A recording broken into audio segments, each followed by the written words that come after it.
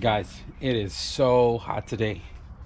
California weather, 90 degrees. It's been a sudden burst of heat this week, but nonetheless, we are out here in the garage and we are going to be putting some more work in the giveaway CRX. The last update you guys should have seen of the giveaway CRX, the Honda Accord heater control unit modified and installed into the CRX console. Couple more odds and ends to button up the interior of the car, but today I want to do the main part. The biggest thing that I need to get out of the way is to repair my transmission. If you guys don't already know, this thing has an H23 H2B all-wheel drive, and I did a modification to the transmission, which I originally thought worked perfectly fine before I threw it in the car. And then when I threw the engine in the car, threw the shifter box on, I cannot go into reverse. Definitely do not want to send the car off without a reverse gear. So the goal today in this video is to yank the entire engine out of the car, pull the transmission, inspect, fix, and make sure that reverse gear works. Put it back together and toss it back in the car one last time, the final time. So I am just going to get right to it, guys, because today is really hot and it really makes me not want to work. But you know, we got deadlines and we got things to do. Let's get to it.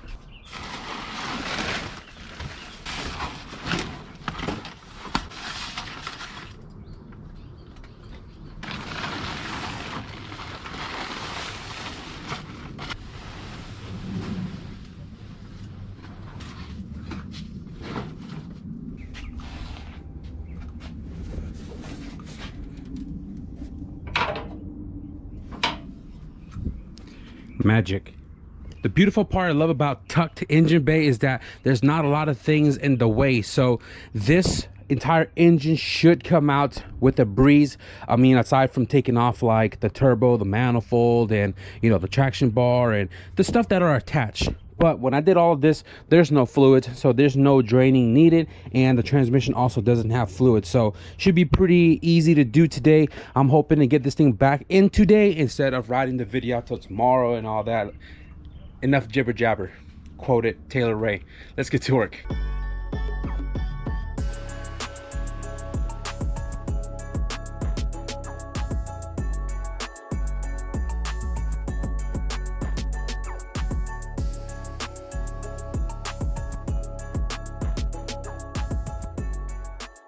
I just want to show you guys this real quick. This is the sketchiest engine removal I have ever done. Never have I experienced this in the way I've been doing it, and this is scary. So we got the car jacked up right in the center, as I've always done, and I don't have any of the rear trailing arm stuff on the car, so there's no wheels, nothing. Now I've done it before with jack stands underneath here and never really had an issue, but now this is a little bit different. Had to jack up the car a little bit higher, and the back of the car got off the jack stands. Look at that. Dangerous. So I had to put a piece of wood in the back on the tow hook to keep the back from touching the floor, and jacked it up high enough that we can get the engine slit underneath out. So engine's here. Let's pull the tranny off.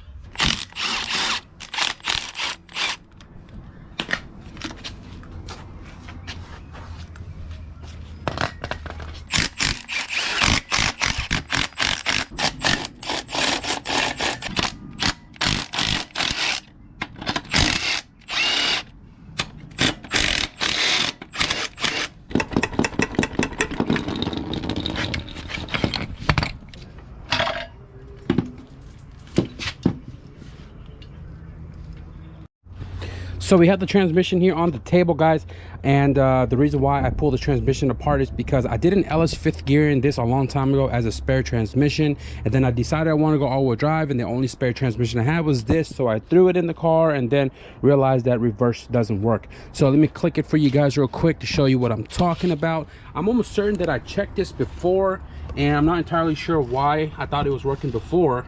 We're going to go into gear here, 1 2 or 2 1, whatever, and then neutral, 3 4, and then the last one here is 5th, and then reverse would be up, and we can't go up.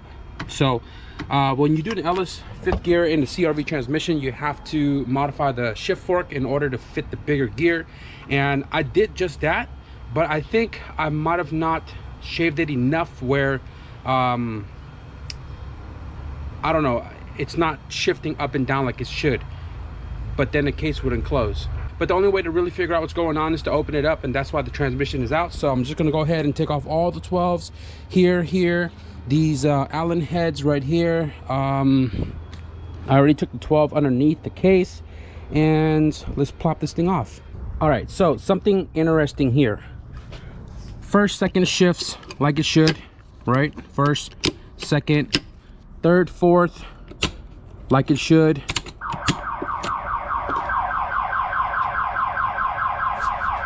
That's just been going off consistently, and it's getting very annoying. But fifth gear goes down and reverse will be up. Reverse goes in perfectly. So not entirely sure what's causing the reverse to not go up when the trans is closed. It may be something in relations to this. I should have checked it before I opened this thing up, but now I know. Also, first gear is not reinforced. Now if you're running a stock CRV gear set in a stock all-wheel drive transmission, people normally reinforce the first and second shift fork because this tends to bend on hard shifts. So I might even just take this apart and make gussets, weld it on here before I close it all back together. So I'm not entirely sure what's going on with this reverse gear. I'm probably gonna put the case back on and tweak with it and see if something here is causing it to not go in reverse, because like I said, when I first threw this in, it did go into reverse. That's why I sealed it up, but then it didn't go in reverse anymore once I threw it in the car, which doesn't make any sense. So I'm gonna tinker with this a little bit. Like I said, I'm just trying to get this thing put back together so I can get it back into the car. Let's just get to it.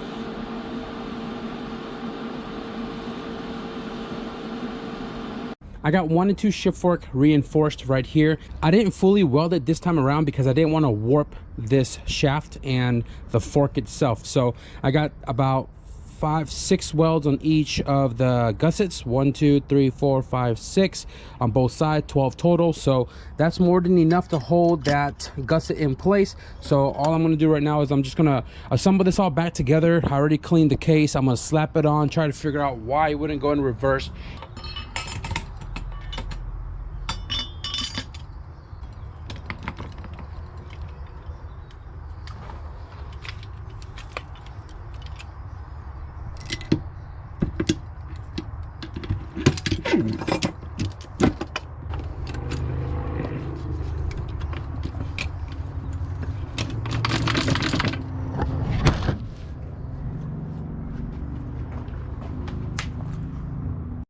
Guys, my garage is so jam-packed with a lot of things.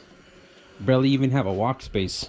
But it has been 2 days since the last clip, and yesterday I actually went to the dyno. You guys should be seeing the video, I believe, after this one. And today I actually continued working on that transmission. I've been dealing with this transmission all day and I cannot figure out why it won't go into reverse. The process of elimination of everything, taking out one stack at a time, taking out one shift fork at a time, even tried modifying the shift fork to make sure it's nice and true. I did everything that I could and I can't seem to get it in reverse. Nomis said there might be a shim issue, but it also could be I might have installed the wrong part from Ella's 5th gear. I might be missing something or using something wrong, but it's shifting 1 to 5 fine, but reverse doesn't even move up the synchro hub. So because we're on such a time crunch with race wars approaching in less than 2 weeks, I need to make progress on the giveaway car. So I ended up looking around for another transmission. This is an all-wheel drive RD1 transmission, and I want to give a big shout out to my buddy Richard. Thank you for replying to my ad. Thank you for delivering it about, give or take, 45 miles away. He just went home. That's why I'm still here in the garage. And he dropped his transmission off. We have a virgin transmission here, but before I call it a wrap tonight, we're going to continue tomorrow to put this thing back together into the car because I need this off the floor. Before I end my night, I am going to open this up and swap out the first and second gear shift fork, which is this one that I've modified with gussets to help strengthen it, because this is very common to bend in the all-wheel drive transmission. Damn guys, got the taken apart, and it took me like 30 minutes to separate this from the gear stack. You can see the bearing is still stuck in there. This transmission seemed to have maybe sat outside because there are some rust on the shaft and where the bearing sits. But what I'm going to do right now is I'm going to spray some oven cleaner on here and scrub this all nice and clean, give that little cleanup, and then we'll do the reassembly.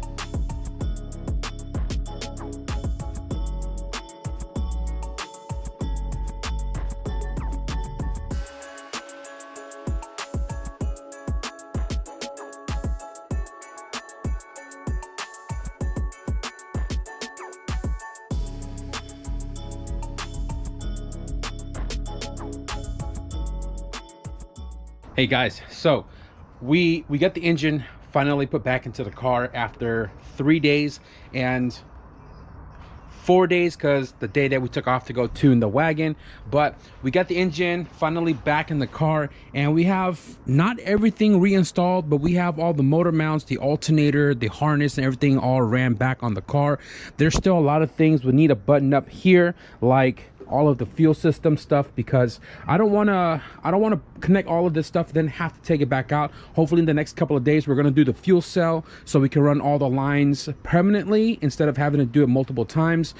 We have the turbo kit still off because I need to get the wastegate so we can put it on the manifold before throwing that into the car, because it's a really tight fit, so I'd rather have it on beforehand. I don't have it right now, so that's gonna wait. Charge pipe is gonna wait because I need to weld the blow-off valve and everything to finish that up. Radiator is gonna be last because everything else needs to go in first.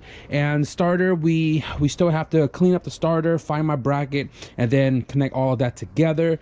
Again, all the fuel stuff is gonna change once we figure out the fuel cell location. I do definitely need a catch can, and a lot of this stuff still needs to be painted, like the valve cover, the charge pipe, the pipings. A lot to do, guys, but the biggest step right now is the engine is back into the car and we have reverse gear.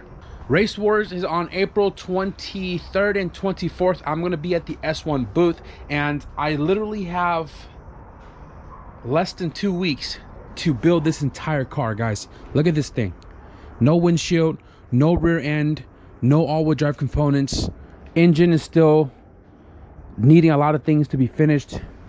We are on a super time crunch, so sorry if these videos aren't showing too much. I really am just trying to get down to work. You guys have seen this car turn on before. You guys know all of the installation process is exactly the same, and I just don't want to keep showing the same stuff because I need both hands and I just need to get to work. So we are going to wrap up the video right here. It is getting really cold as of late, which is weird because it was just hot the other week. Now it's super cold, and I'm really just trying to utilize my time. I still need to go to the storage to grab my suspension and stuff tomorrow, so I can get the suspension specs to S1 to get the billet adapters for the rear LCA.